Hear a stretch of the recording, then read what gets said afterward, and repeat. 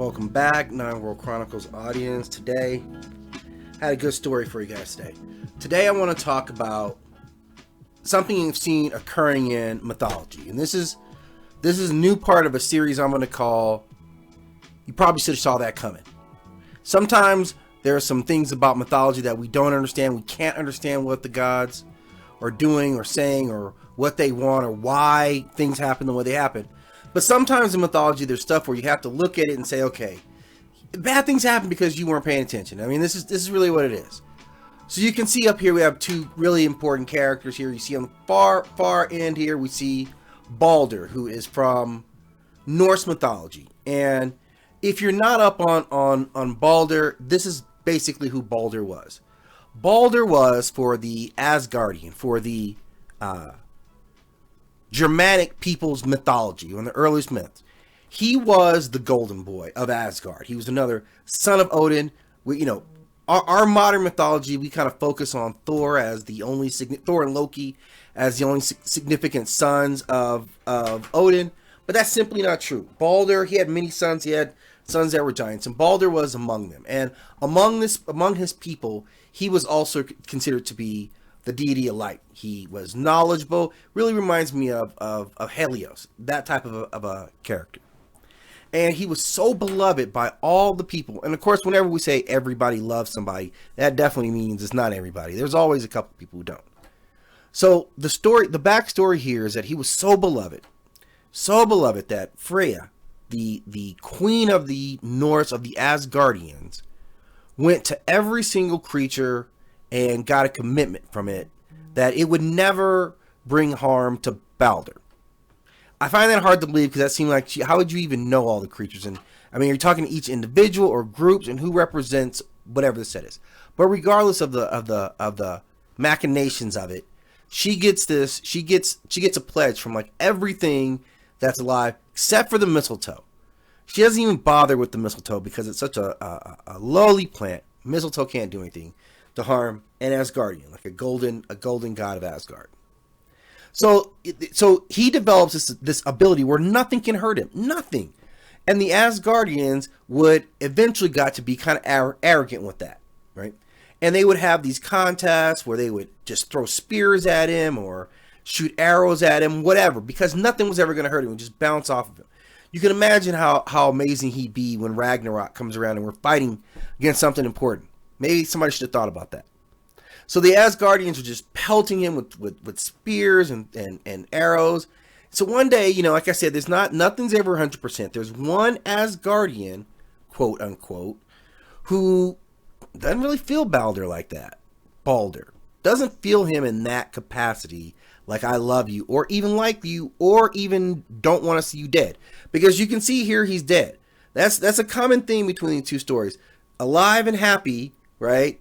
And then dead. That's for both these guys. That's what's uniting their two stories. Because we're going to get to Osiris here in a minute. Ausar. And you can see that, yeah, Balder, who had the ability to not get hurt by anything, somehow ends up dead. What happened there? He caught one.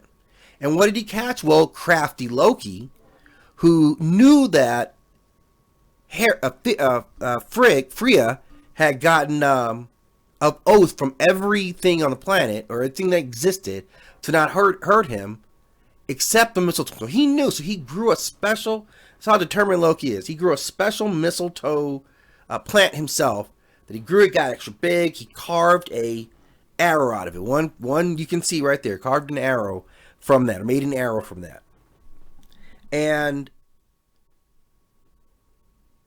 gave it to, now this is the real dirty part, gives this arrow to Balder's blind brother, who I believe is Hold. I think it's Hold. And he says, okay, look, I know you're blind, but everybody's shooting arrows at him. It's a competition. We're all having fun. It's a party. Come on, shoot an arrow at your brother. And he's like, okay, I don't mind. I feel confident in the fact that it's not going to hurt him. It's going to bounce off of him, and I'm just going to laugh like all the other Asgardians. So he, quivers it, puts it in, load it, and fires his arrow that fatefully goes right towards Baldur's heart and kills him. And Asgard is just distraught. I mean, this is like This is really bad situation for them. This is personally you took one. It's the one you love the most. It's the favorite son who you thought was completely protected against anything. And I don't know if we would directly, we can directly kind of, if you keep letting people shoot arrows at you, maybe you kind of had that one coming. That's all I'm saying. I like Baldur too. He seems like a very cool guy. I mean, I like his armor, man. Anytime if you put on gold armor, I'm probably gonna be like, yeah, okay, that's cool. But maybe you had that one coming. Maybe, just maybe.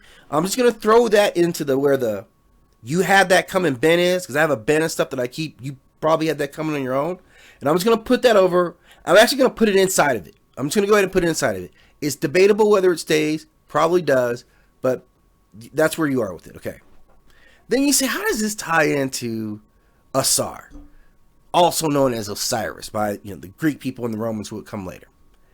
And you say, man, this is a guy who was literally one of the brightest stars in the Egyptian and Kemetic mythologies.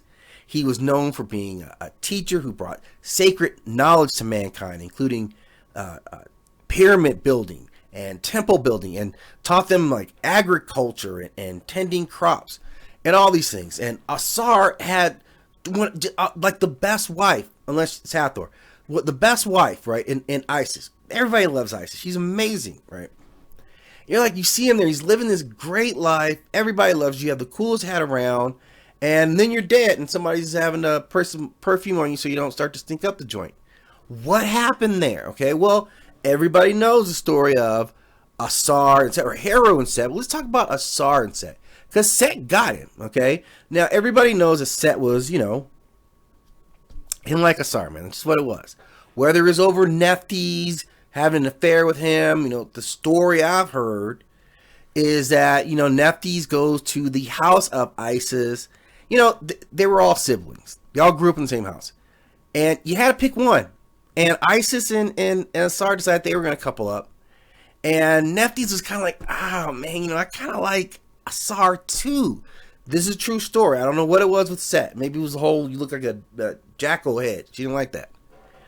And he was also infertile. That was another thing. She also wanted to have a child, and he couldn't give her that. So she goes to the house of Isis and Ausar, and ultimately they have a tryst, a thing betwixt the three of them. And what comes out of that union or event is the nectar who would be known as Anpu, or you may know him as Anubis. He comes out of that union. So yeah, Ausar is his father, even though Set was married to his mother. Very awkward situation. So this happens. So that Set is just like raging. He's already declared himself to have beef with you, right? But you're still not watching Set. You don't pay attention for all the intelligence. Somebody should have showed you how to build a pyramid of looking out for stuff. That's what should have happened. Because, Set comes over. I guess they're having a party. And Set comes over with this gift. He's got this beautiful, ornate box. Long, life-size box. Almost like a casket. One might say, ironically.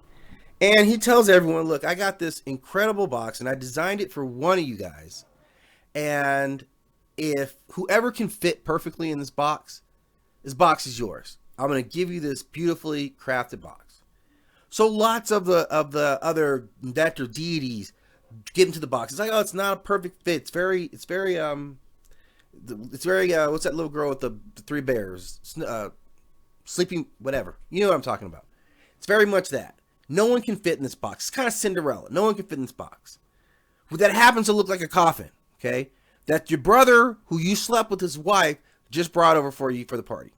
So Ausar, I don't know why. Maybe no one had ever tried backstabbing at that time. It was the first event. Ausar gets into the box, and lo and behold, this box is a perfect fit for him.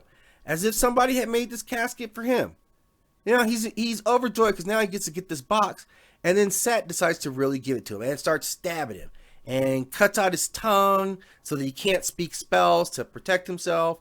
And Set is such a warrior that even though Isis and Nephthys and all the other deities try to get in, Set is a masterful warrior. And they can't stop him from ultimately slaying Ausar. So again, I have to say to Ausar, if you have an enemy and your enemy shows up at your party and asks you to get in the box and you do it, I don't know what to say. That might be another case of you probably had that coming. So sometimes we even have to look at mythological characters and some of the people who we, credit with our greatest technologies and advancements. Maybe they make mistakes too, as in the case of this deity Ausar, and also of Balder, the brave of Norse mythology.